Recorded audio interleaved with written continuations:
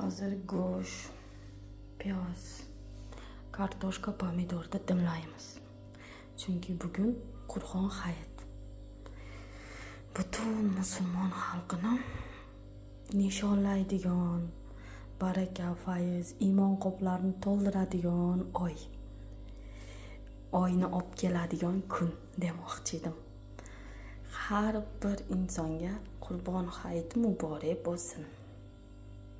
Mana go'shtni qovurib turib, ustiga piyozni sepib oldik shunaqa qilib.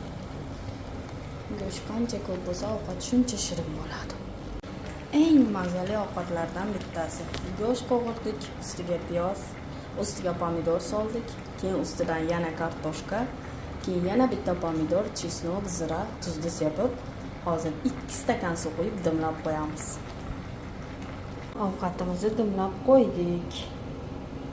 Pomidor, piyozlarni, go'shtlarni soli, suvi chiqib, endi ovqatimiz pishguncha sushi bilan mojito ichib ko'ramiz. O'zbekistonlikini ja reklama qilishyapti.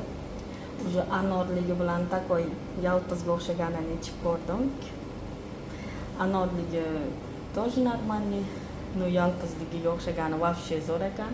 Ham bunisini ichib ko'ramiz. Ovqatim mana tayyor bo'ldi.